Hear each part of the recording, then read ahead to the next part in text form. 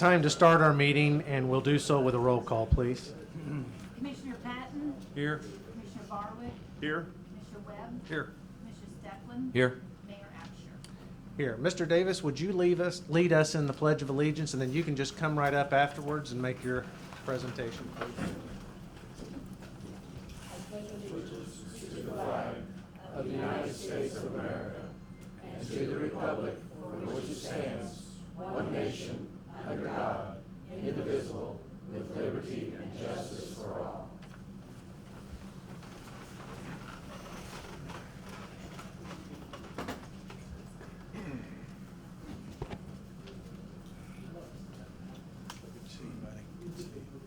All right.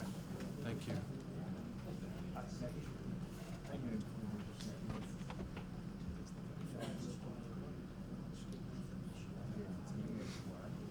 Hello, Mr. Ed. Thank you, sir. Cool.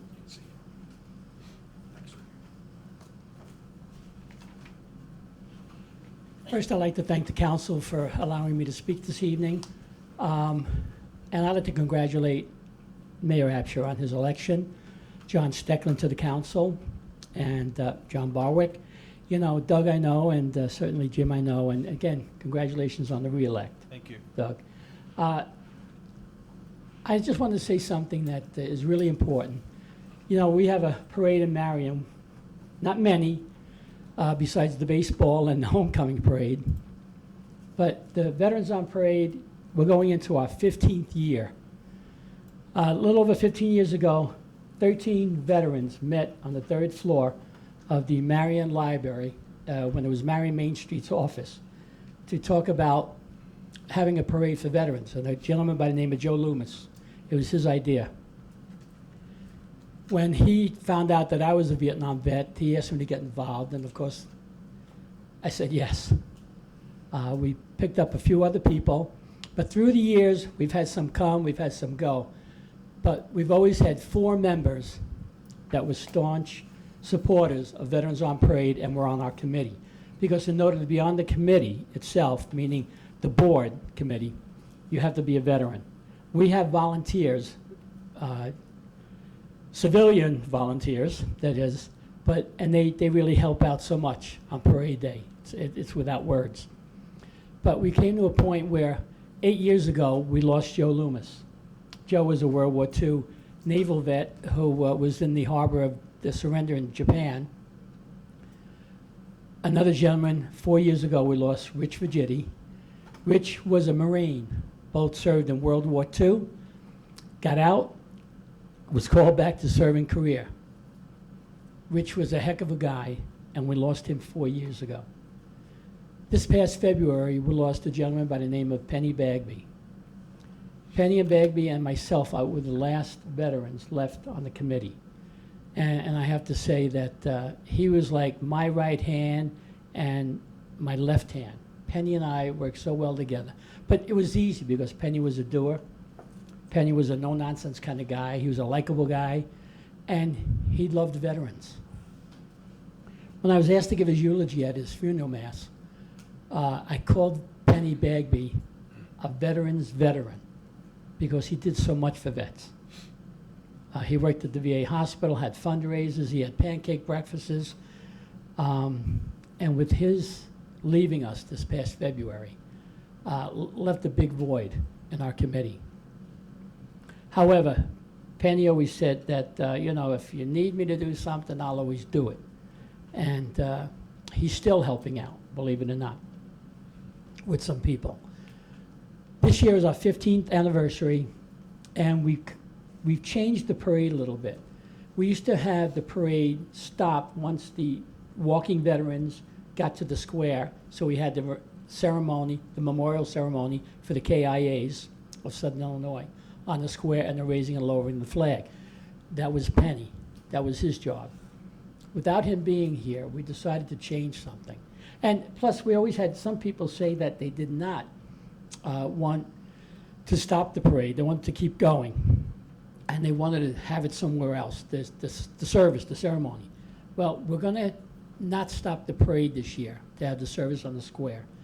We have grown so large that we had over 135 units last year. And it's just gotten to the point where we're going to keep it going. We're going to have the service out at the fairgrounds. I've talked to the Fair Board, I've talked to Rick Herring and Leonard Russell, and we've kind of thought that that would be the best opportunity, that if veterans want to be a part of watching and listening to the ceremony, we can do it out at the fairgrounds. My committee and I met 3 weeks ago, and I met with the Fair Board, and that's what we're going to do this year. So it's going to be tough without Penny, and we're going to dedicate this year's parade to Penny Bagby in his honor. I just was with his wife about an hour and a half ago, and it's still tough for her. Hopefully she'll be here and be at the ceremony. But I want to say something. The city of Marion has always, no matter what I've been involved in this city, they've always given me a hand, sometimes two, when I needed it. And I can't thank this city enough. You know, I just received I don't know why, but I just received, where's Riley Swinford? There he is. A Marion Star Award for the veterans. And I received it on behalf of Joe Loomis, Rich Virgitti, and Penny Bagby, because they deserved it more than I did. But during the, I guess, the discussion, there was a young lady who said, Ed Davis, who was born in Brooklyn and now lives in St. Louis. All I want to say is, I may have been born in Brooklyn. I may now live in St. Louis because of my twin grandsons. But my heart will always be here in Marion, Illinois. Always. We're going to have the parade on September the 7th, Saturday, 10 a.m. We're going to have it simulcast with WGGH again this year. I'll be talking to you about that, David. Hey. Let's do it. And we look forward to having a great parade. And if I ever get, I also invited the President of the United States to attend. We'll see what happens. I may have to go to Washington to pick it. But again, I want to thank the council, mayor, and everybody in Marion who's made this parade the success that it has become. Thank you very much.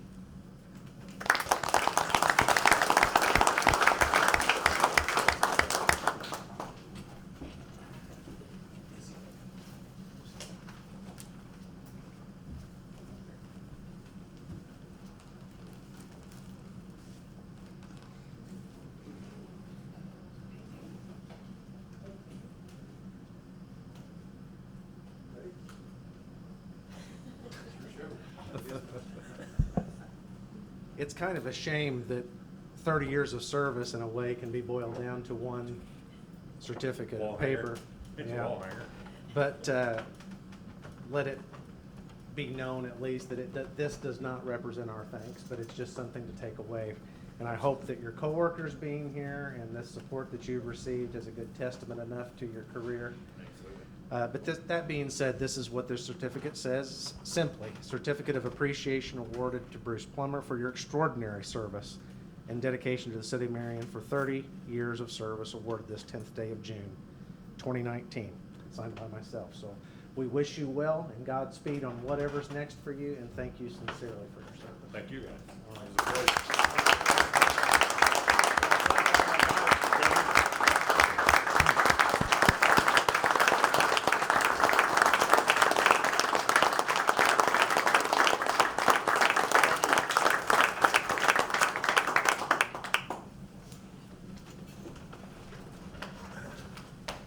And for those of you that were here to see Bruce receive that, you will not offend anyone if you would like to leave. That's up to you, but you're free to go.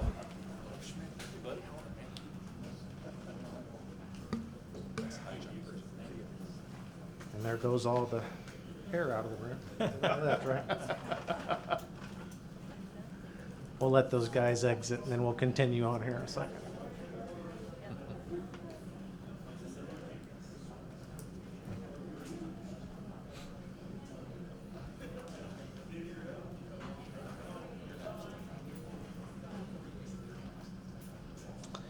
Okay, that'll bring us to item number 5 on the agenda, which is the public comments or audience to visitors.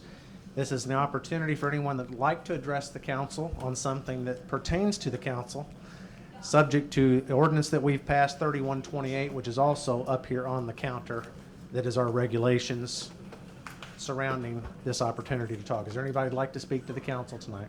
Just go ahead and come up.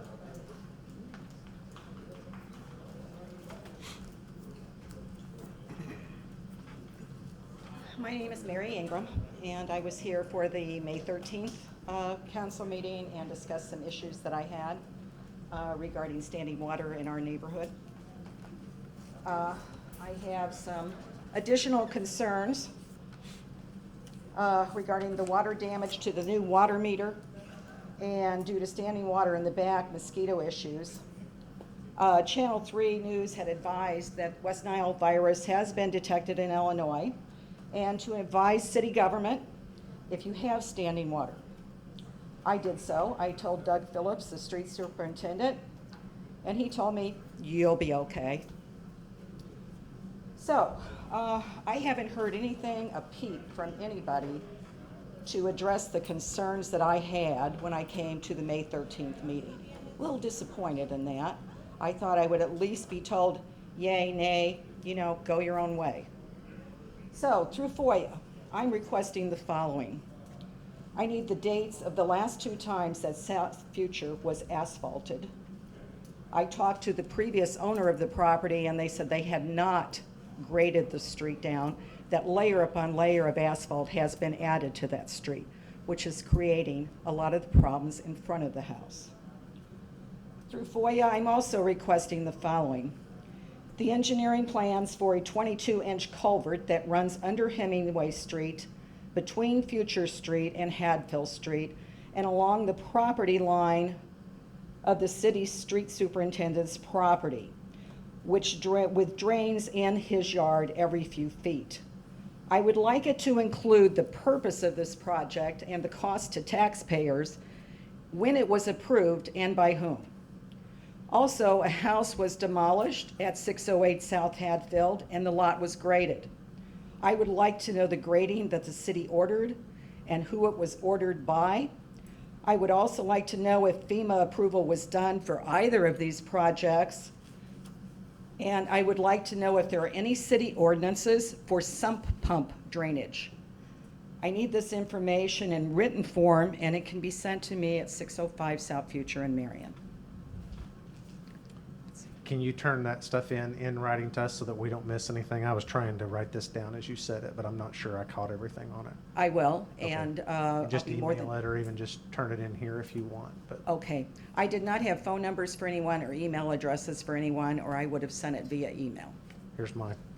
Okay, thank you. That email address on there. Okay, anybody else?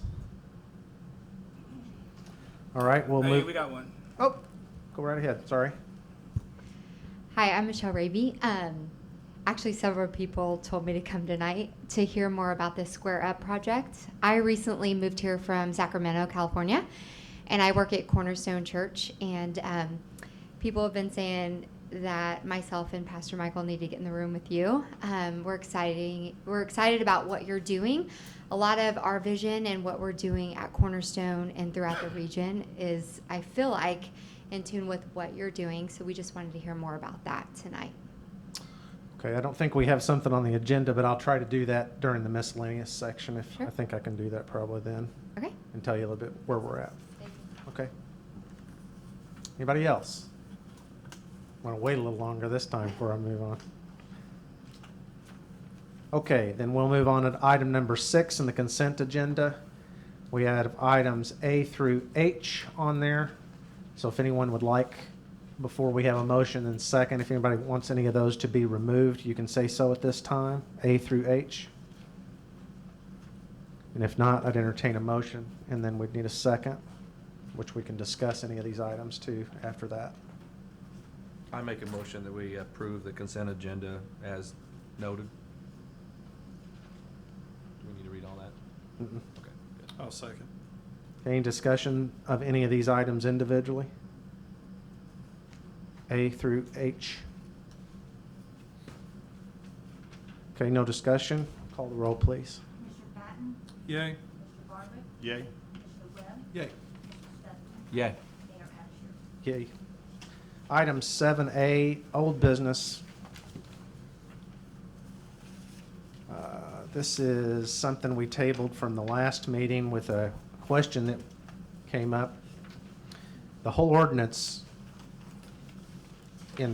was intended, or what we thought, was to remove a parcel of property of which I disclosed last time that I, or a company that I control, owns, and that to avoid any appearance of conflicts of interest, I'm asking that that be removed from the TIF district. We read that into the minutes the last time. There were two parcels of property that were in question as to why they were being removed that I didn't notice, completely separate from mine. And Cody, won't you come explain what the, make sure I got it right, or what the answer is that we inquired on last time?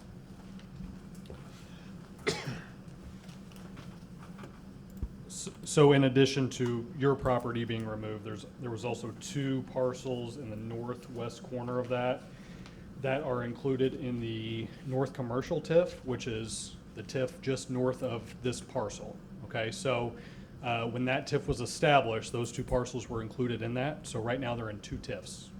So I guess our TIF attorneys had contacted the owner of those two parcels, asked which TIF he wanted those parcels in. He said the North Commercial TIF, so that's why we're taking this action tonight, not only removing Mayor Absher's property, but these two parcels as well, because they're included in the North Commercial TIF.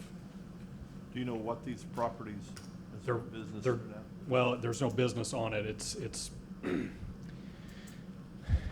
where the ballpark is. There's the road that leads back up into Cocopelli. There's two little small tracts of land there. I don't even know that you could build a house on it. I don't know that they're wide enough for that. So I don't know the intended purpose of the owner with these two tracts. But on the, I don't know that it shows it on that map, but on the west side of those tracks is the big strip pond out there. So use of actual land other than taking dirt from it is about the only use I could see from it. It doesn't appear as though they're even as wide as the road. Yeah, and they're not. That's why I was wondering what it was. So in essence, what they told it was a clerical error on Yeah, it was a the cleric- attorney's part, and so this was included in this one as the easier of two different things. Since we were already acting on this one, they just went ahead, instead of having to do a second amendment to the North Commercial TIF, they just included it in this one. Okay, thank you, Cody. All right, so we would need a motion on ordinance 3531, please. I make a motion to approve ordinance 3531, which is providing for and approving the Fifth Amendment to the Marion Heights TIF District Redevelopment Project Area Planning Projects. A second? Okay, any further discussion or questions on this? Okay, roll call, please. Commissioner Patton? Yay. Commissioner Barwick? Yay.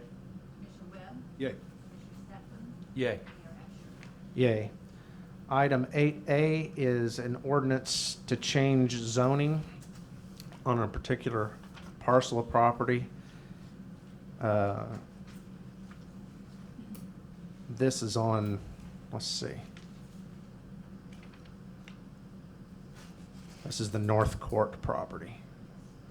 We're changing from RA, rural agricultural, to C1, which is general commercial. We have two of these. This has been through, Kathy, the zoning board, and Yes. recommended to us to change. They've gone over the particulars of it.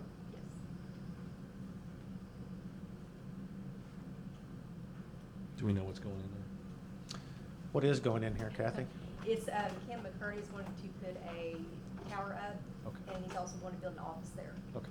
So we passed this into this parcel into city or the subdivision we approved last time of that, right? And then Right. this is subsequent to that in order to allow him to do that.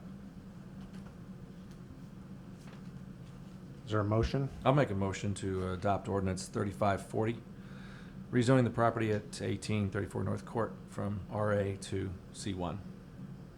I'll second. Okay, any questions or further discussion? Roll call, please. Commissioner Patton? Yay. Commissioner Barwick? Yay. Commissioner Webb? Yay. Commissioner Stefan? Yay. Yay.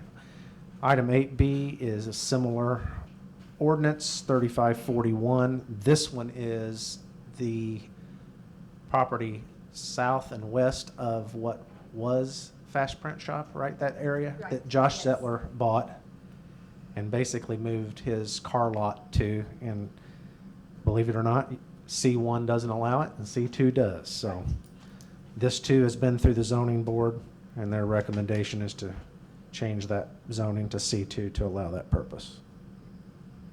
I'll make a motion to approve ordinance 3541, rezoning property at 504 West DeYoung from C1 General Commercial to C2 Highway Commercial.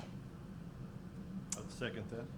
Okay, any other questions or comments or discussion? Roll call, please. Commissioner Patton? Yay. Commissioner Barwick? Yay. Commissioner Webb? Yay. Commissioner Stedman? Yay. Mayor Absher? Yay. Item 8C is a pay application on the fire department addition. This is the, which one? Second application for payment. This has been reviewed by the architects and, right, Yes. being in order.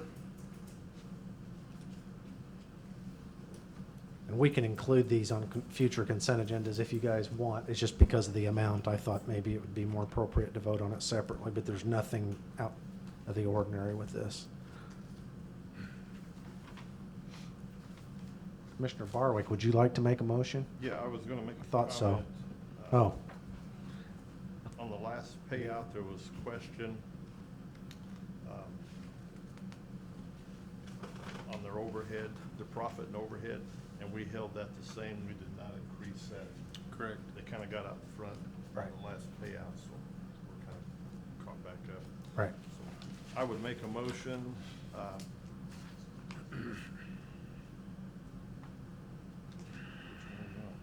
Eight C. approval of Everard String payout application number 2 in the amount of $37,162.39. And it's for the apparatus bay addition at the fire station.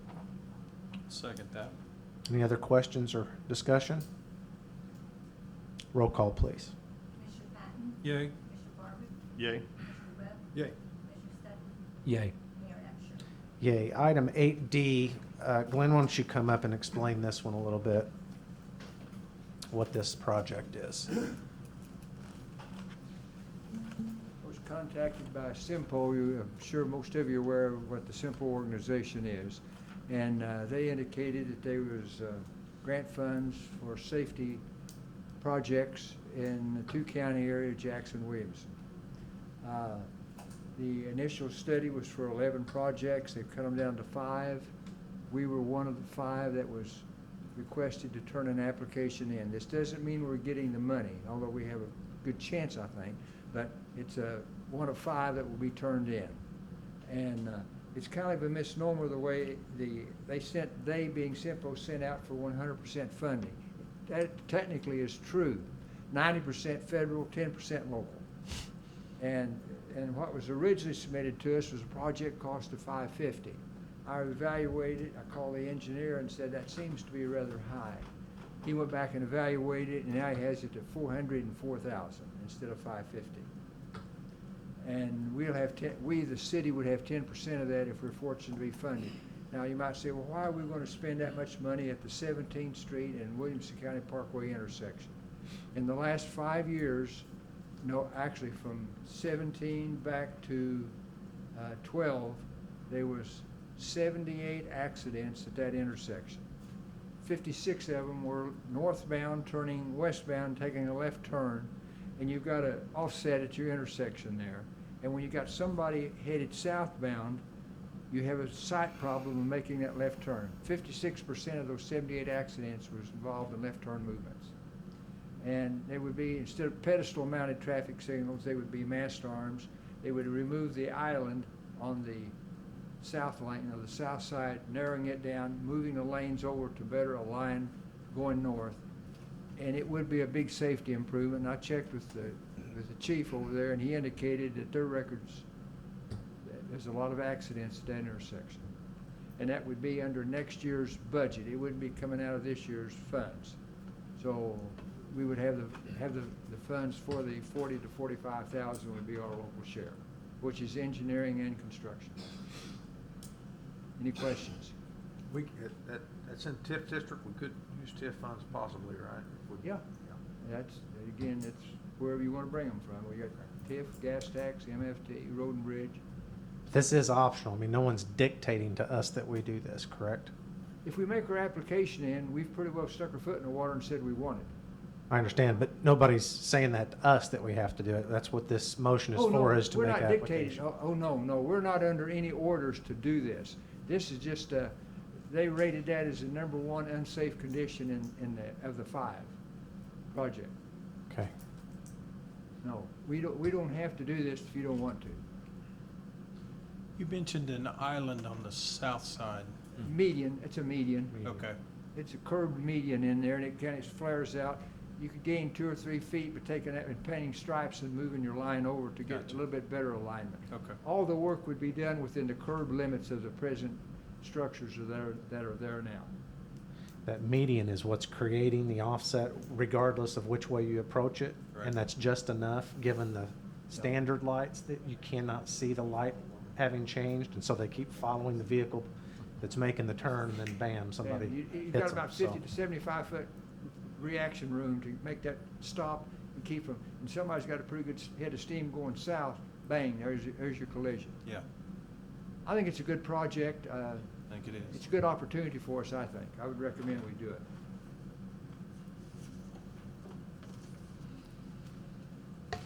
Okay, well, what's your pleasure? We'll need a motion and a second if we're to consider passing it. I'd make a motion to council approval of the SIMPO grant application for 100% funding. This will be FY 2021 Highway Safety Improvement Program. This will include the preliminary design, engineering, and construction of safety improvements at the intersection of 17th Street and Outer Road in the city of Marion. Total project cost revised at $404,000. Can you clarify your motion to mean that it's 10% local match, however? Yeah, that, I'd clarify that motion. It's 10% local match from the city and 90% through this HSIPC grant. Yes, that's correct. Okay. I'd second that. Okay, any other discussion? Roll call, please. Commissioner Patton? Yay. Commissioner Barber? Yay. Commissioner Webb? Yay. Commissioner Stepler? Yay. Mayor Absher? Yay. Item 8E is adding territory, is an ordinance that adds territory to the Williamson County Enterprise Zone. All taxing bodies that are a part of the Williamson County Enterprise Zone have to make this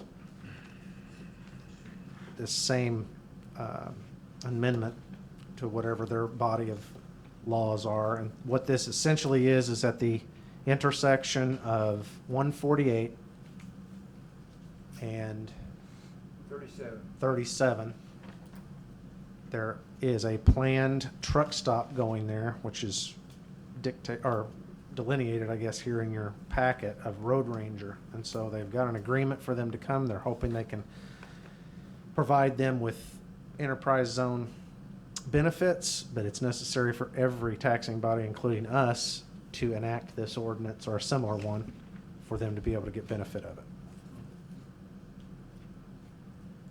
Glenn, have you seen any preliminary plans or site plans on this at all? I have not. Okay. Reason why I ask, there's some access control issues I think we need to be aware of Yes. along the interstate. And as long as the developer's aware of those, I think it'll be fine. He's got plenty of room to get it in, but there's an access control point at which they can't be any closer to the interstate. I think it'll be fine what they have in mind, because they've got what appears to be in the neighborhood of 400 feet to work with for the entrances, so it should be fine. Typically, 400 would give you enough room, but Yeah. I haven't seen the plans. Okay. It's a 20-acre tract, right? I think it is. Doug, there are plans, because I saw them at one of these meetings. Didn't retain a copy of it, and I don't have any idea whether there was enough there. Well, what's that you got right there in front of you? This is a right-of-way sheet that I ran. Oh, that's not something that was in this packet. No. Well, there was something looked kind of like that. Yeah. Anyway, As long as their entrance to the property is over there on the Okay. east side, I think it'll be fine. okay. They'll Well, have to make application anyway, I was going to say, IDOT would stop them if not, right? Right. I just didn't want to get too far along. Okay. Say again? Truck stops everywhere. We're gonna have truck stops everywhere. So what's your pleasure? I'll make a motion to enact ordinance 3542 to add the territory to the Williamson County Enterprise Zone. I'll second. Any further discussion? Roll call, please. Commissioner Patton? Yay. Commissioner Bartlett? Yay. Commissioner Webb? Yay. Commissioner Stefan? Yay.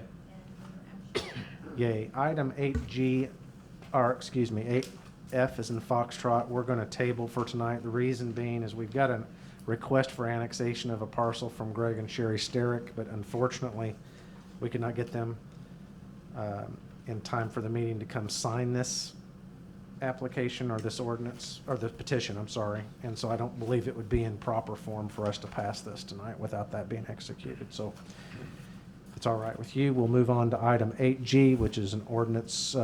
We've got two that are very closely related, although there's 10 ordinance numbers apart. One is a franchise agreement, really a renewal of a franchise agreement that we've had for 50 years with Ameren, both on electric and gas franchises. Two separate ones, one for electricity, one for gas. We're on electricity at this point, 8G. And before we get too far, Glenn Clarida has gone through this with a fine-tooth comb, tried to negotiate some things that he would have rather seen changed, and wasn't all that successful in getting that changed, but he tried very hard, so I want to give him some kudos for that. Well, I guess what I'm saying is it's a take it or leave it proposition.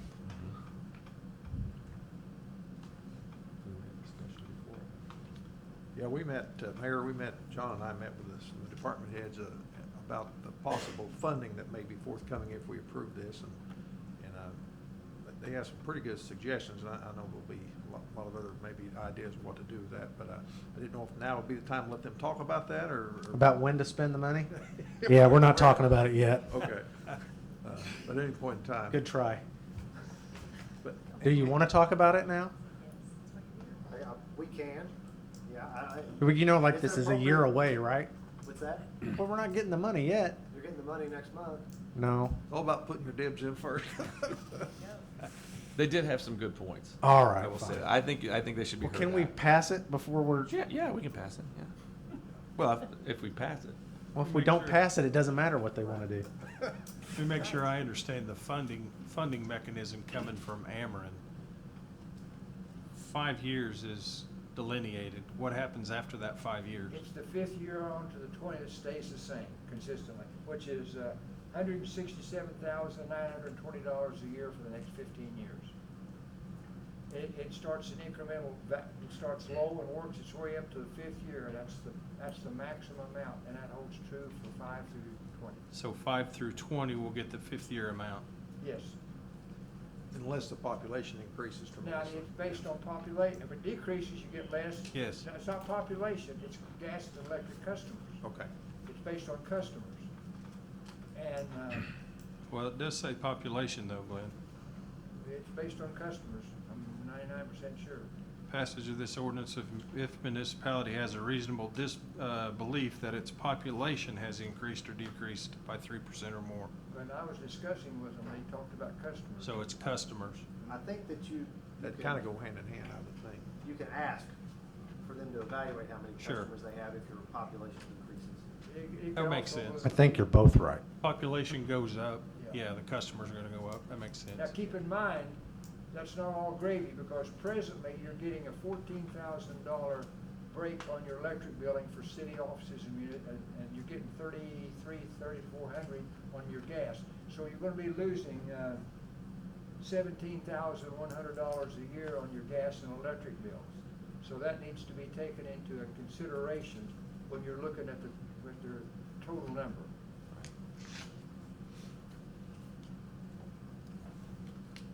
So there will be a deduct of that amount.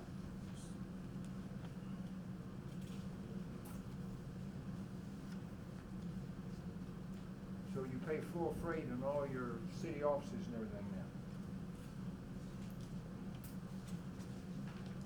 But even factoring that into consideration for the next 20-year period, deducting the $17,100 a year off, at year 20, you would have accrued $1,035,520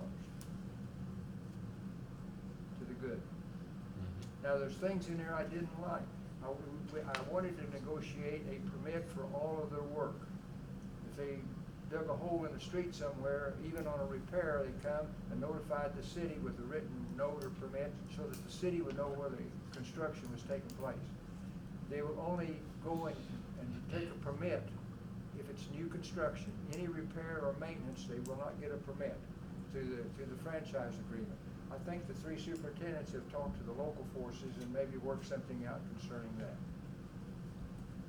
I also tried to get in there a deal about new construction and where the city was paying over a certain amount out of city funds, that they would have a say-so about who did the work and whatever.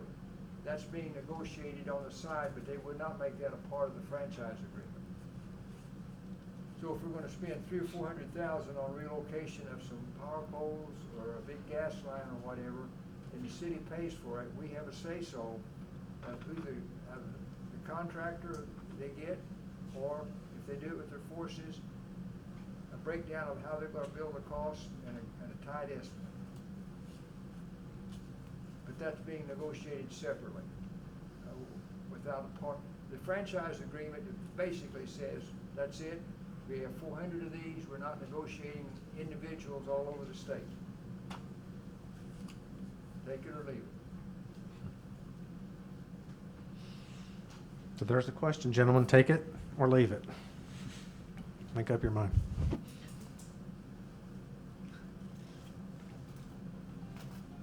I'll make a motion. To take it or leave it? To Okay, take it? Okay. Yeah, because I mean. Write that down, Alice, take it. Yeah, we'll take it. So I make a motion that we adopt ordinance 3503, extending the authorization of Ameren to operate and maintain electric utilities in the city of Marion. I'd second that. Further discussion? Roll call, please. Commissioner Patton? Yay. Commissioner Barwick? Yay. Commissioner Webb? Yay. Commissioner Stefan? Yay. Mayor Absher? Yay. Item 8H is very similar. Similar discussion as well, or similar answer, different math involved, but it's just simply, it's the natural gas franchise agreement. Is that a separate fee? Yes. Separate fee, right? Yes. Yeah. They both do gas is considerably less than electric. It's basically tops out at 32,800 in year 5 and all remaining years, so. See, that's why it's based on customers and not population. Because population's the same for both gas and electric. But you've got a lot more electric customers than you have gas customers. Mhm.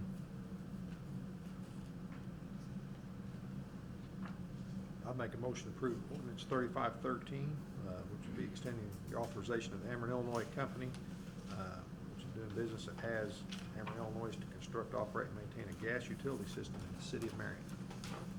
I'll second that. Any further discussion? Okay, roll call, please.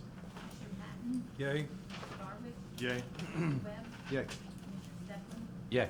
Mayor Absher? Yay. Item 8I is a compliance review. If you can see through this report, it's backward looking relative to motor fuel tax audit. First one I've seen, I take it these are just itinerant, they come every so often. And I think it's just for our information, right? This one, if you'll notice, is actually from 2013, and it ends December 31st of 17, which I don't, if Steve can correct me if I'm wrong, I don't think they had been in here and done an audit in several years. Have they done an audit?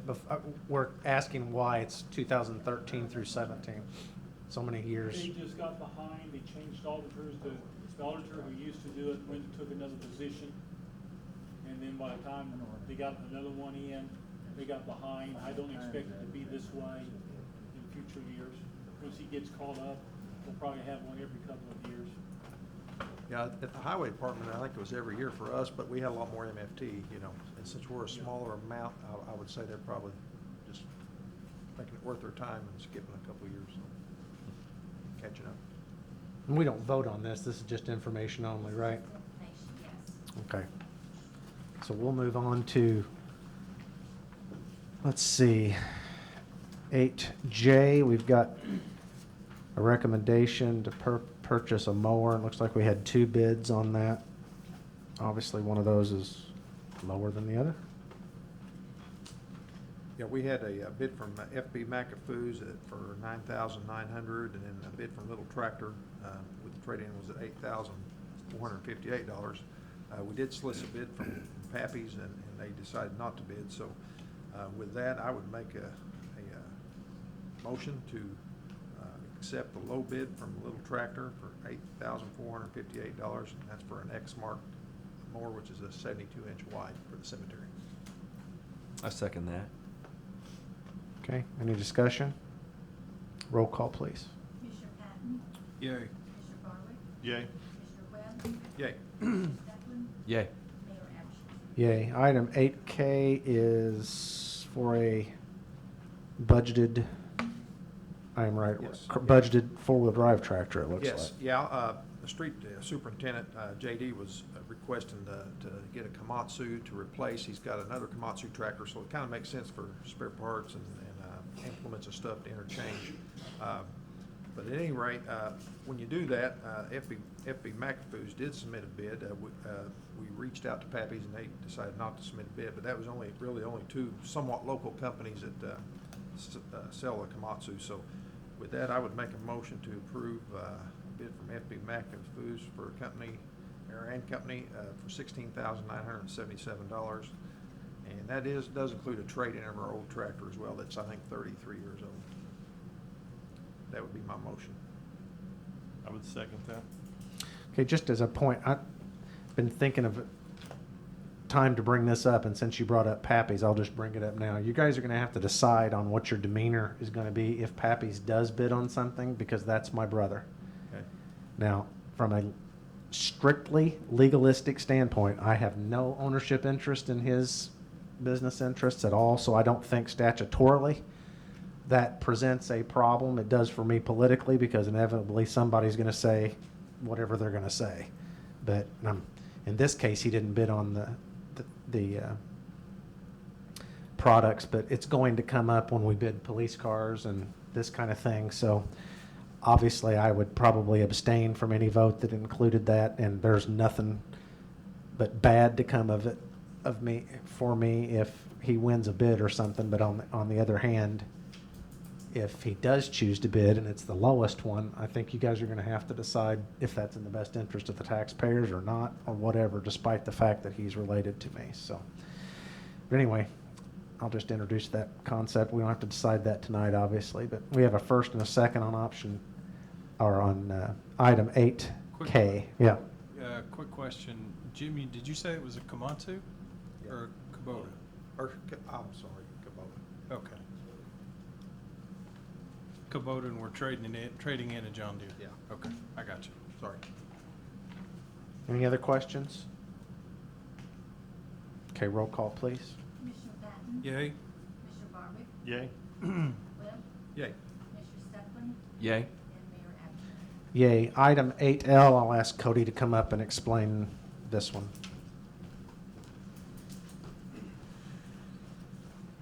Okay, so I had met with Stephanie at Boynton Street last week, and she had asked for a couple of new positions to be added, one of which is a budgeted item for a grant that the community center had received from No Child Left Hungry. It's a federal grant program, it's an independent grant program. It's not federally or state funded. And so the summer program assistant, the middle one there, Leonka Burwell, that position would be covered under this grant. And the other 2 positions were additional positions that they wanted added. So the head cook in training position, the current head cook is facing some health issues in the family, and so she's not going to be fully available for work this summer through the summer lunch program. So she's going to be in and out. So this is kind of a fill-in position, kind of a future training position. This will be her last year as head cook. And so she's asked that we add this position to the summer roles. It's not a budgeted item at $9 an hour to kind of train for that role and to fill in when the current head cook is not available. The same with the last position. It's not a budgeted position, but with some of the work that goes into serving the 75 kids that they serve each day through the through the week on the after-school program, they were wanting to hire Mr. Lilly to kind of prep those programs for this fall, and it would end with summer employment. So these are a little less than 90-day positions. When school starts, once the summer program ends, all three of these positions would end. But again, the head cook position and the after-school prep assistant position are non-budgeted items that they're asking for help on. Will they be 40 hours a week? Nope. Let me look at my notes here. Yes, they would. Steve, I wasn't here, Cody wasn't here. Was this asked for during the budget process? Did this come up? Do you know? No, there was never a formal request made by her for this. No, there was not. And to clarify, these are 30-hour per week positions, not 40, 30 hours. For 8 weeks. Roughly, yeah. So Cody, how do we justify, I mean, we just don't normally do it this way. I mean, we haven't been here, but I mean, that's my understanding is we budget Yeah, I for mean, something. there's no, I mean, unless there's discretionary funds somewhere that I'm not aware of, I don't know where the money would come for these. So the one, again, that is The one in the middle there paid for is the summer program assistant. That covers the summer program that's currently in place that started today. And it is budgeted and paid for through the grant that they wrote and received just recently. So that wasn't a budgeted item at the time because they didn't know how much money, if at all, they would be getting. And since the budget was initiated starting May 1st, that money has come in, and so they're asking for that position within that grant to pay for that. But the other two positions are not covered by that grant, nor any other budgeted funds for that matter. You said that cook, though, was going to be, is that an hourly position that?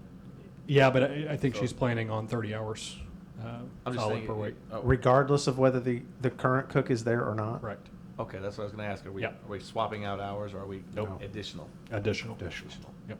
That's how it was explained to me. So how much do we think the head cook is not going to be there? How many hours? Absolutely Gotta no, get no guess. idea of knowing. So worst case scenario, we're talking about less than 5,000? On average, running the numbers that we would be looking at, there would be no benefits involved as far as insurance or retirement or anything like that. Each one of these positions would cost $2,300, $2,326.32 each, but one of course is covered under the grant. So an additional roughly $46.50 not covered. Steve, if we were to pass this, Steve, could we correct the budget towards the end of the budget year like we've done in the past, or would that be an option for something like this? Now, what we try to do too is try to see if there's some way, somewhere in her budget, if it's Sweet. possible for her to be able to cut back to help pay for some of this additional cost too. What's the likelihood of that? Probably not, Okay. but we try to anyway, but. Now, guys, probably this is not an all-for-one type thing. You can bust this up however you want as far as, we don't have to approve all three, or this is essentially just a request. Yes. Yeah. The middle one's more of a, The one that's covered under the grant, I mean, that would be, Well, I personally, I don't know, I don't see how I don't know, maybe I don't understand. I'm having a hard time understanding Or these other two positions maybe didn't come up during the budgeting process, if that's what was requested, or if if they were and turned down, and this is just another ask or whatever. It's not a lot of money, but it's real money. Well, I can understand the top one. I mean, if there's health issues that popped up that weren't there at the budget. But number 3, Yeah. for an after-school program, that was planned before budget was even. And I was gonna ask you, Cody, maybe a little bit more detail on what that after-school prep assistant, what's the idea? Well, so they have a full slate of programs that they offer once school is back in session as an after-school program. And so the idea is that the summer program has gotten so busy that staff that they've used in the past to help design those programs and put the finishing touches on them will not be available to do those same duties this year because of the reach of the summer lunch program. So I guess that's a good problem in a sense because we're serving a lot of children, but in the other sense, we're not getting additional funds from anywhere to mop up issues like this.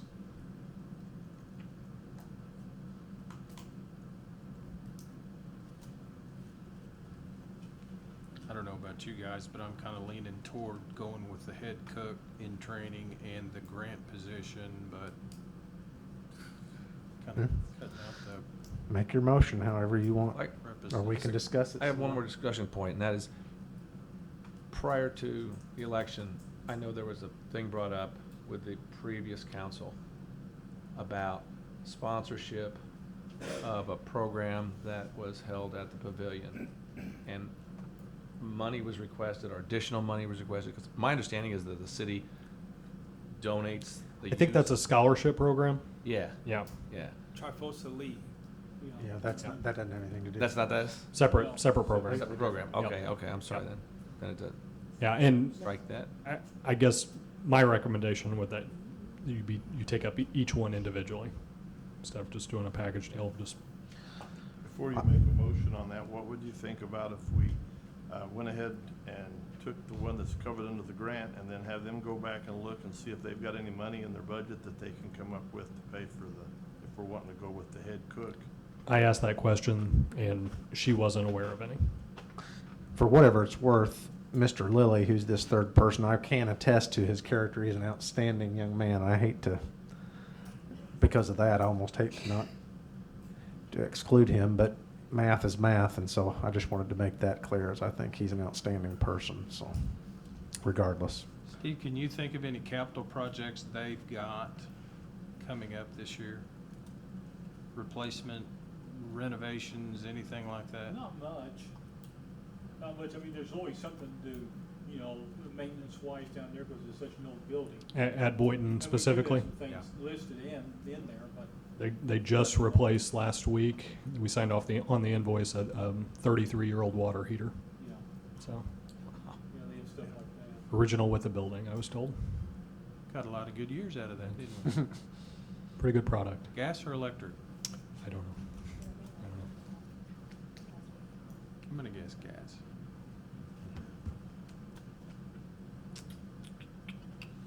Somebody needs to make a motion on something, whatever you feel is the best thing, or we can discuss it and try to come to a consensus of what that motion ought to be, or whatever.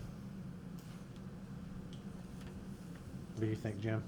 Is this after-school prep, did you say it starts this summer or this fall? So the position would be through the summer to help prep for the fall after-school program. Okay. Is there 75 kids that they're prepping for? I mean, do you have any idea how many there were last year? Well, I think that's kind of what they're planning for based on last year's numbers. So there's no increase in kids, but they need more? I don't know that they know how many new Okay. kindergartners are coming in. I don't know Okay. if they can forecast that. There's a donation coming from Cornerstone. Yeah. We already have budgeted to give them funds, we just haven't given to them yet, so if they would want. Can you give $2,326.32? We have 3,000. Okay. 3? Well, problem solved. Thank you. That helps. Thank you. How about that? Seriously? Awesome. Wasn't that cool? Ain't that easy? You got any more money? Apparently, street and sewer needs some. I was gonna suggest CIPS money that Brent had his hand up. No, Brent already had his hand out for that one. Well, we gratefully accept. Thank you. Well, with that information, would somebody like to make a motion? That's specifically earmarked for Boynton, right? Yeah, I can reach out to them tomorrow. Okay. I'll make a motion that we approve the 3 hires for the summer program at the Boynton Street Community Center. Was that contingent upon Cornerstone Church? Contingent upon the I thought so. funds being available, yes. No pressure. I'll second. Any more discussion? Roll call, please. Commissioner Patton? Yay. Commissioner Barwick? Yay. Commissioner Webb? Yay. Commissioner Stefani? Yay. And Mayor Asher? Yay. Item 8M is with some amount of regret to ask us to vote on accepting Alice's intent to retire. And I understand as of July 5th. And so she's written a very nice letter to me and to you, and it's in your council packet. And I'm not going to look at her because I'm afraid either she or I would get maybe emotional. So I'm just not looking at you, Alice. Okay. How about that? But out of routine and courtesy, we need to approve her letter to retire. And then I'll tell you how we're going to deal with this afterwards a little bit. That means somebody has to make a motion. It to let her does. retire. Don't look at her, I'll though. make a motion that we accept Alice's application to retire. I'll second. Can you do your own roll call? Sure. Okay. Commissioner Patton? Yay. Commissioner Barwick? Yay. Commissioner Webb? Yay. Commissioner Stefani? Yay. And Mayor Asher? Yay, with regret. Okay, just out of courtesy, so that you guys know, it will be my intent, probably at the next, not probably, I will at the next council meeting put forth Tammy Beasley's name to be appointed as the clerk, and I'd like to do that on the same day that Alice's, it's kind of weird, last day. I think there's some signature cards and things we're going to need to get swapped over because she's custodian of our city account, or at least the clerk's account, and then. Tammy's name is already on there, Okay. but, Well, nonetheless, I think that would be the best thing, is just for one day, we'll have 2 city clerks, just in case somebody needs to sign something as such. And then I'm gonna, I believe Steve is also on our account, I think. okay.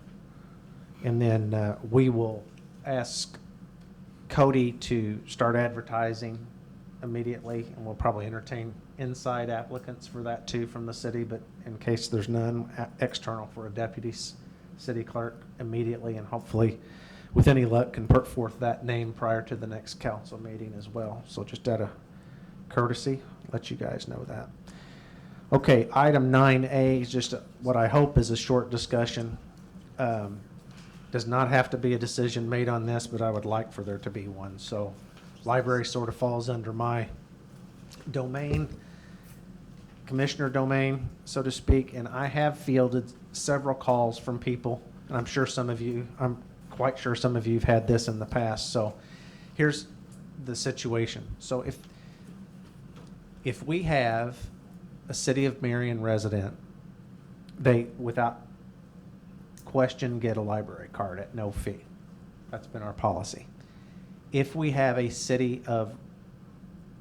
a resident that is not inside the city limits, and if they are not subject to another library's jurisdiction. So, for example, if you have somebody from Crab Orchard that has a library card from Crab Orchard, they automatically get access to our library, as would anybody from Vienna, Effingham, for that matter. It's universal. If they've got a library card within our consortium of libraries, they get free library service. Now, also, it's important to note that anyone can use the library, whether they've got a library card or not. You just cannot check out materials. So here's the problem here's a problem statement, so to speak. We've got people, I get these phone calls most of the time. people that live in some sort of pocket, if you will, that are not serviced with either. The best example of this is people that live between Marion city limits and Lake of Egypt. There's quite a few of them. Okay, they might have access to Adams School Library, except that Adams School Library is closed, for example, during the summer months. Most of the phone calls, I suspect there's many more people that feel this way that I don't talk to, but the ones that I do, you can imagine what the problem comes real quick is that $140 is a lot to somebody that's got a young family. And that's without question the phone calls I'm getting. And just to put it plainly, I'm having a hard time explaining why it's in our best interest to deny somebody that's between 5 and 8 years old the opportunity to take home a book to read when they're learning to read. And I just don't know how else to say it except that I think it's poor public policy to be in the business of doing that, to denying that. So to give you some real numbers, of that $140 fee, there are 77 people that paid that fee in the district. So you've got a little bit over $10,000, $11,000 worth of revenue there that we're talking about. I am not suggesting that we eliminate the fee, because I think the problem there is that anything that is free doesn't have value to some people, and therefore I think it may be a situation that maybe we don't get some books returned or whatever. I'm asking for us to consider modifying the fee from $140 to $30, $40, $50, something like that. I just think that's a more reasonable thing that when I'm taking these calls, or if you're out there in public, I think it's still not free. It still may be a burden for some people, but I don't think for a year's worth of service and all the library has to offer, I don't think that's as big of a hurdle for a young family to jump as 140. I agree, and I think what you find is that you may find more people take advantage of a $50 fee, and you may see your actual revenue go up. Yeah, it's hard to say. It's hard to say. But I'm just having a hard time saying. Well, plus, it gets them into town too. They may go stop somewhere, Yeah. something or, so. Well, We didn't make the decision to charge the 140. That came from the Secretary of State's office. They based that. We can either opt into this fee system that they set up, or we can charge our own fee. Oh. So we opted into the fee system that they set up at $140 is based on population in the city. and if we opt in or opt out, it's a weird system. It's not like that triggers any revenue to us or not. If we opt in, as I understand it, basically there's just some kind of a fee schema that's created out of something that yields some number. Yeah. We're not breaking any ordinance. No. If we No. decrease it. No, we just have to opt out of that system and say it's 50 or whatever, or 30 or whatever you guys feel comfortable with. So honestly, I think we can change that by executive order, but we can vote on it and pass it in that form if you prefer. I just would like some feedback on what you guys think. Doug, you're not saying much, so I'm going to put you on the spot. The wheels are grinding. I kind of agree with John. I think if we drop that fee, I think you'll see more participants. Not saying that they. The lower the fee, the higher the participation. Yeah, simply because it's going to be more affordable. And I also, like you, think it's the right thing to do. Okay. Those So are you're my saying thoughts. a fee but not zero, but what would the fee Yeah. be? I would shoot for 50. Okay. I originally thought maybe cutting it in half and going 70 or 75, but 50 is reasonable. And that's for a family, right? What if you did $5 a month? That's 60. I hate to do that in a way because it creates a whole lot more work for the librarians to Oh, I don't want to charge them $5 a transactionally. month. I'm just saying. Oh, that's how you could $60? equate- That's Yeah. you could equate it to $5 a month. I see. It's just easier math. Yeah. Doesn't, whatever you guys think. 50, 60. What do you guys think? Jim, have a feeling one way or the other? Fine with 50. John? No feeling either way. 50 is fine. Let's- $4 a month and make it 48. Let's go with 50. Let's go with 50, and I'll just $48.50. I'll just change that tomorrow. $48.50. For what it's worth, Whatever, that's, Mr. Patton that runs the library thought that 30, 40, or 50, his words, any of that is fine with me. But he too thought that maybe it was a little bit overbearing. And he's the one that came up Yeah. with the suggestion to enroll in that thing in the first place, but then it just kind of ratcheted the fee to the extent that, But we have to notify them that we're gonna opt out of yes, that program yes, by June 30th? yeah. Okay, so if you guys are comfortable with that, I'll just communicate that to the library director and we'll just go with it that way. And then also under miscellaneous, since you brought it up, you asked for an update on the Square Up program. So those of you that were not here when I presented that, I don't think I have caught me a little bit unaware, so I don't have a copy of that with me tonight, but, do you have one?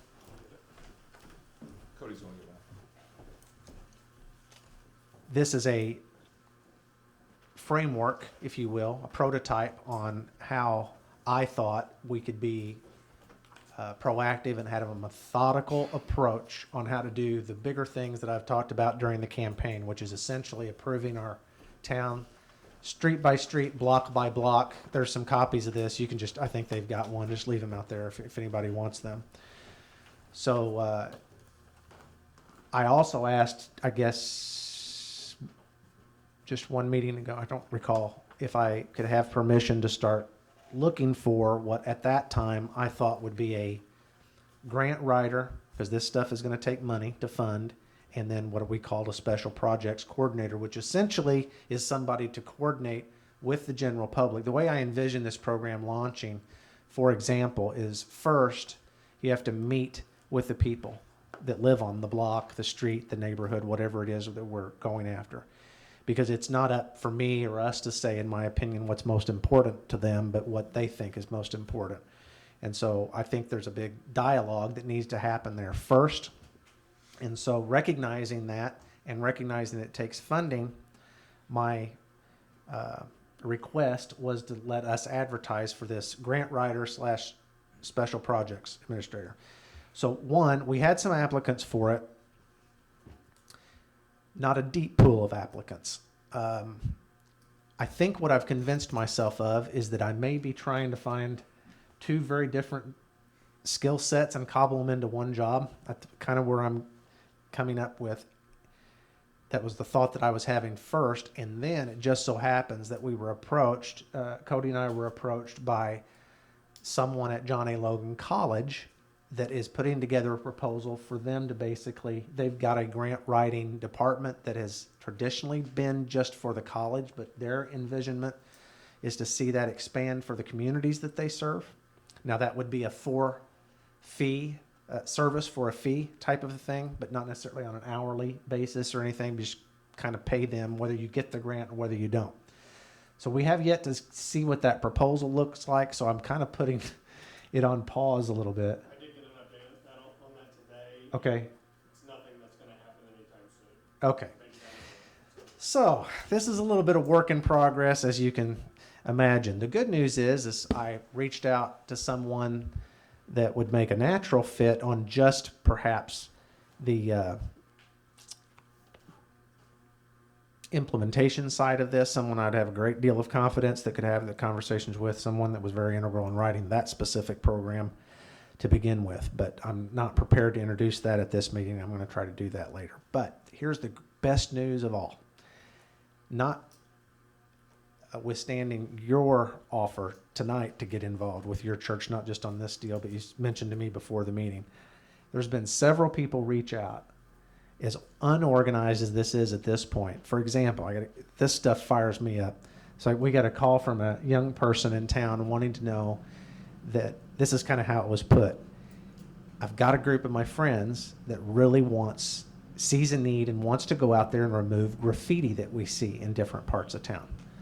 We want to do that and do it for free as an organization. Would the city be willing to buy us any paint? It's like, yes. So the good news is, that's the good news. The bad news is we can't just go painting on stuff without knowing who it is that we're painting on. So there's still some coordination that goes on. So even with the best of intent and the muscle behind it, it requires some coordination by the city. We have to make sure that the properties or whatever it is that we're painting, that kind of would be all in this wheelhouse of this person that I see that could coordinate some of this stuff. We had someone reach out also thinking it'd be a great idea, and I know we do some of this on holidays But I had the Boy Scouts reach out and wanting a service project. Had another group reach out wanting a service project. So there's a big part of this is just saying, getting together. I see this as a town hall and going through kind of bigger picture with, that's the wrong word, a little bit more detail than just this bigger picture, and saying here's kind of how we would identify these service projects. More so, here's the kind of muscle we would need to sustain it. Church groups, Boy Scouts, service groups, Rotary, Key Club, or not Key Club, Lions Club, KC, whatever it might be, Elks Club. There's some organizations out there that I think would love to take a hold of something, but it's important that we remember whatever it is, it's got to sustain itself. It's not a one-time shot. If we're going to go out putting flags, that's one of the things that was recommended to me, and I know we do that on holidays, but somebody's showed me Carterville and what they're doing with their flags all over their park, up and down their street. Be a great thing to do with Miss Illinois coming into town this week. Unfortunately, probably not enough time for us to get all that together. But who said it has to be a holiday to put out American flags and display our patriotism, right?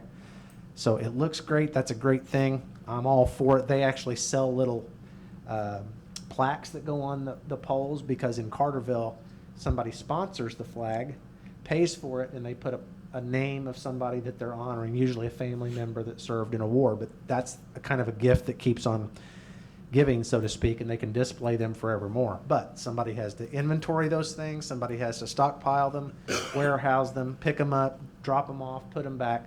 Again, something that this implementation job would be earmarked for. So you asked for an update of where that's at. That's where I'm at. But there's nothing to keep your church in the meantime from identifying a need, asking the city for resources, or even as small as something as paint. Can we get help with paint? But when that young man called and asked, can we remove graffiti, I cannot tell you, the hair stood up on the back of my neck, because it's exactly the kind of thing that we need. It's exactly the kind of thing that I'm asking for, formalized or not. And really, that's the message in short. Whether we call it Square Up or whether we don't is not the point.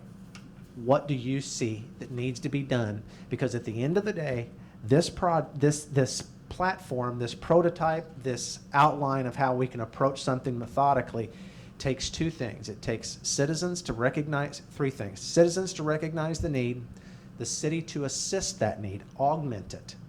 In this case, in that example, we provide the paint, but we're not providing the labor. We're providing the legal assistance to make sure that we've got it squared away, pardon the pun, to make sure we're not painting on somebody's house that doesn't want it. And then there's a sustainability measure to it, is how do we repeat that process? So there's nothing keeping you and your church. I'd be happy to come meet with you and your pastor. I've got some ideas, some exact ideas on how your church could make a meaningful impact. But I guess the most important question is, what do you think you can do to make a meaningful impact?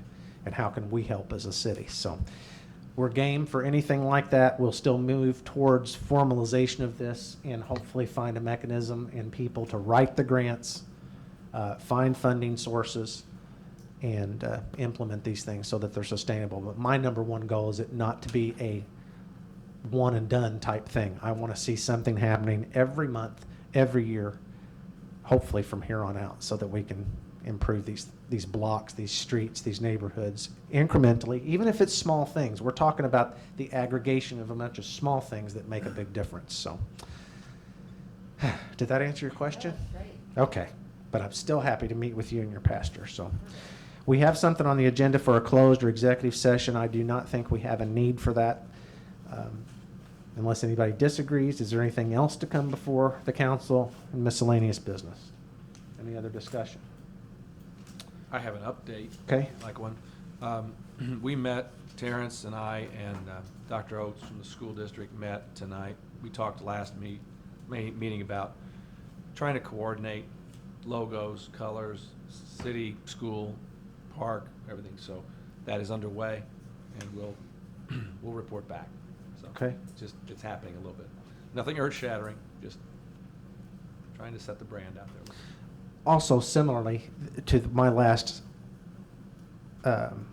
point on the Square Up thing, I was also asked recently on your radio program, as a matter of fact, about an update for Boys and Girls Club. This is kind of a similar thing. For those of you that remember during the campaign, it was a offer of mine to fund in part, meaning this will not fund a Boys and Girls Club, that I would donate an amount similar to what the salary would normally be of the mayor, which in our case is $50,000, to start a Boys and Girls Club.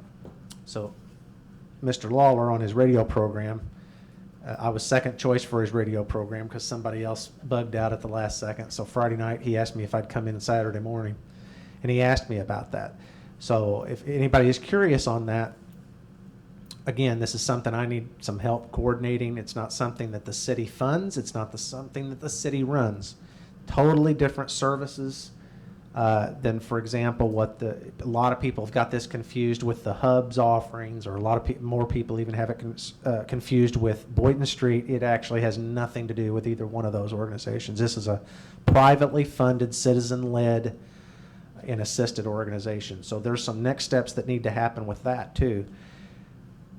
Other than that $50,000, it'll take another $250,000 for the first year in hard commitments to even get a Boys and Girls Club here. And then we have to have basically, not commitments, we have to have the cash in hand.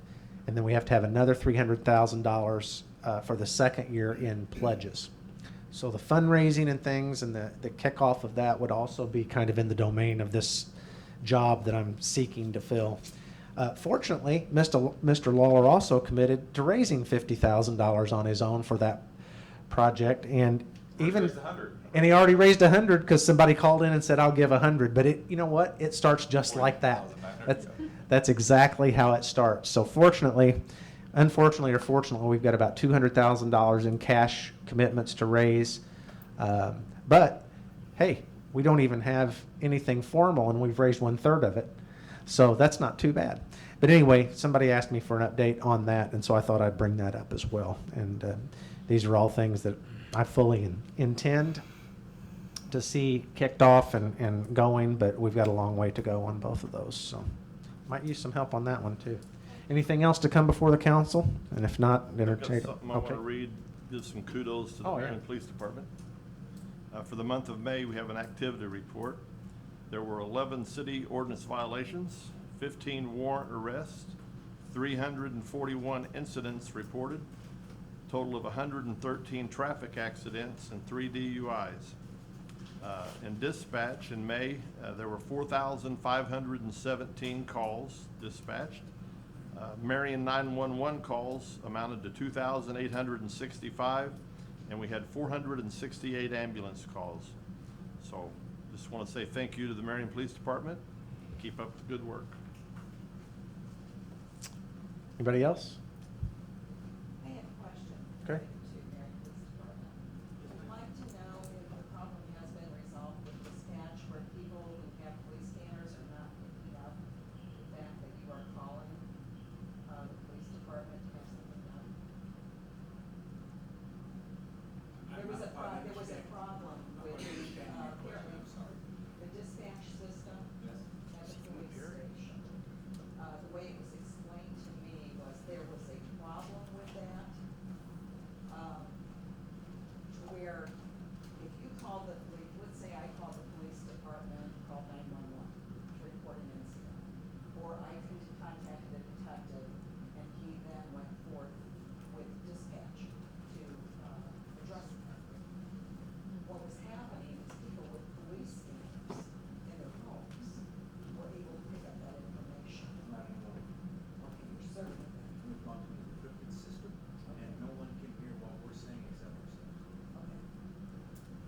Thank you for asking. Everybody hear that question and answer? Yes? Okay. And if I may add to what Commissioner Barwick said, of those arrests that my people have made, a couple of them were very large crystal methamphetamine seizures. So that really needs to be recognized. Awesome job. Wasn't you?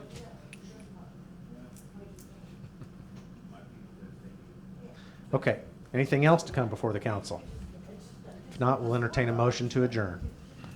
Make a motion to adjourn? I'll second it. Roll call, please. Commissioner Patton? Yay. Commissioner Barwick? Yay. Commissioner Webb? Yay. Yay. Yay. Thank you all.